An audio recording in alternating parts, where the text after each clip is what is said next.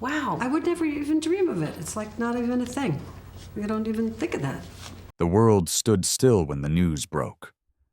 Robert Redford, the golden-haired legend who embodied American cinema for over 6 decades, had passed away. His death sent shockwaves through Hollywood and beyond, leaving millions heartbroken. But amid the flood of tributes from co-stars, directors, and presidents, one voice remained conspicuously silent. Barbra Streisand. For days, the woman who shared the screen with him in one of cinema's most iconic romances said nothing. The silence felt deafening. What could she possibly say about the man she once called impossible to work with, yet impossible to forget? When she finally spoke, her words would reveal a truth more complex and beautiful than anyone imagined. The boy who became a legend. Robert Redford wasn't born into Hollywood royalty. He arrived in this world in Santa Monica, California, in 1936, the son of a milkman. His childhood was marked by restlessness and rebellion, a young man searching for purpose in a world that hadn't yet recognized his brilliance. Baseball was his first love, but an injury redirected his path toward art and eventually acting. He studied at the American Academy of Dramatic Arts in New York, where he honed the craft that would make him immortal. Those early years were lean and uncertain, filled with small theater roles and television appearances that barely paid the rent. But Redford possessed something that couldn't be taught, a magnetic presence that made audiences lean forward whenever he appeared on screen. By the time he landed his breakthrough role in Butch Cassidy and the Sundance Kid in 1969, he had transformed himself from a struggling actor into a phenomenon. His golden hair, chiseled features, and easy charisma made him the definition of a movie star. But beneath that dazzling exterior lived an artist who cared deeply about the stories he told. When Barbra met Robert, The Way We Were should have been a disaster. When Barbra Streisand and Robert Redford were cast opposite each other in 1973, the tension was palpable from the first table read. She was Broadway's greatest voice, a perfectionist who demanded take after take until every note rang true. He was Hollywood's coolest leading man, confident and understated. Someone who believed less was always more. Their approaches couldn't have been more different. And behind the scenes, the friction was real. Redford later admitted he initially resisted the role, uncertain about the script, and wary of playing opposite someone with such an overwhelming presence. Streisand, for her part, found him frustratingly laid back, his casualness a stark contrast to her meticulous intensity. Director Sidney Pollack found himself mediating between two titans, each brilliant in their own right but seemingly incompatible. Yet something miraculous happened when the cameras rolled. That very tension, that push and pull between Katie Morosky and Hubble Gardner, became the soul of the film. Their on-screen chemistry transcended their off-screen differences, creating a romance so achingly real that generations would watch it and see their own heartbreaks reflected back. The scene where they part ways at the end remains one of cinema's most devastating moments, not because it was perfectly choreographed, but because somewhere in that friction between Streisand and Redford, truth emerged. The complicated truth behind the romance for decades.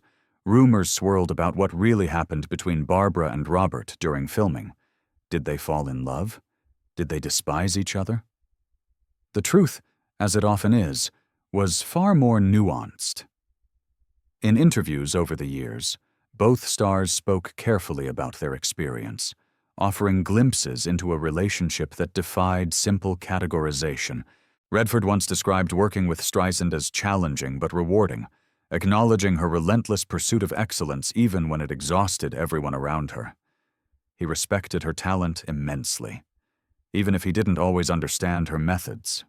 Streisand, in her own reflections, admitted that Redford intimidated her initially. His effortless cool made her feel like she was trying too hard. yet she recognized in him a fellow artist who genuinely cared about the work.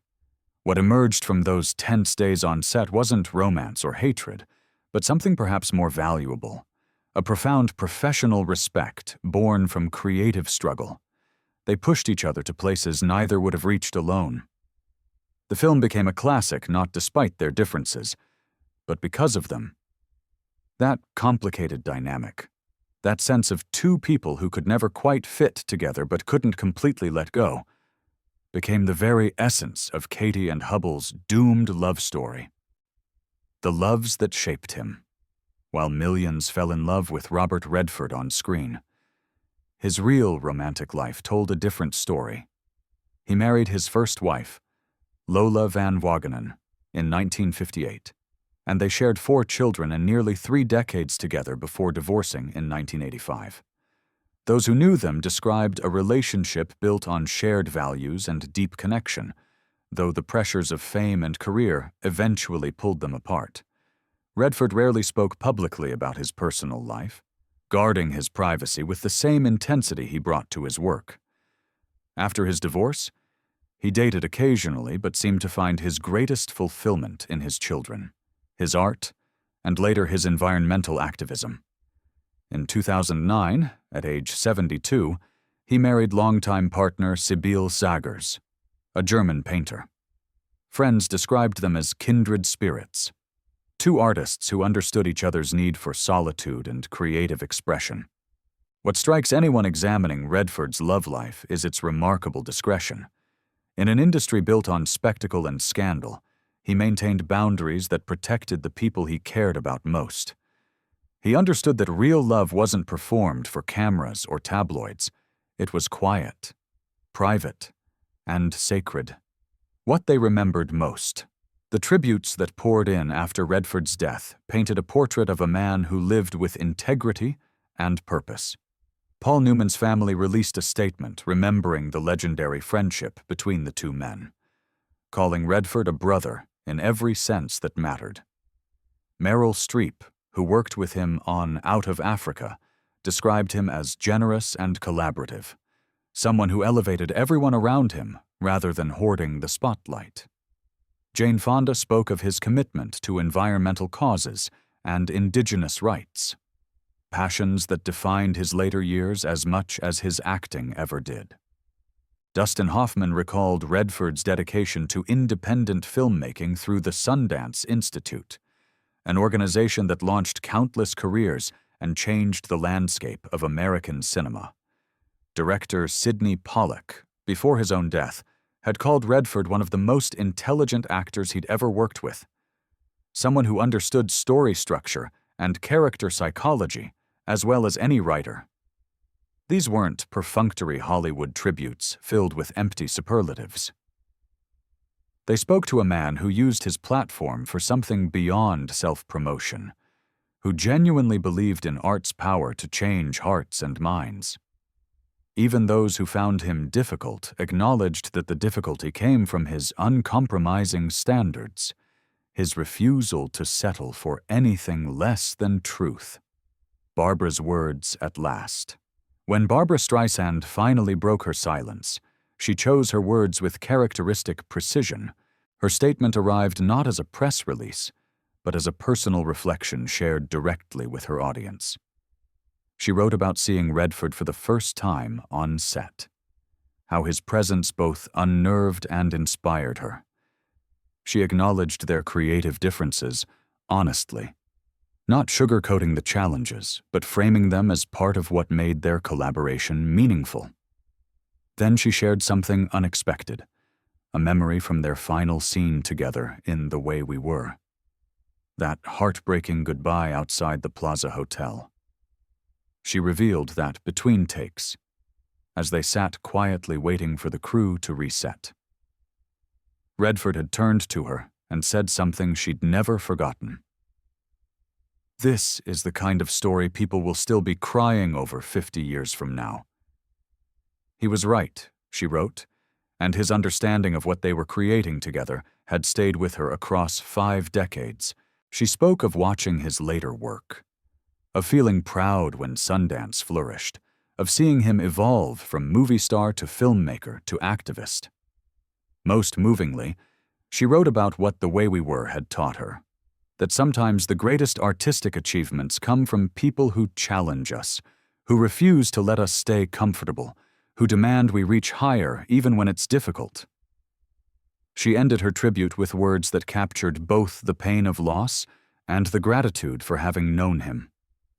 He was Hubble, and maybe I was Katie, but what we made together belonged to everyone who ever loved imperfectly.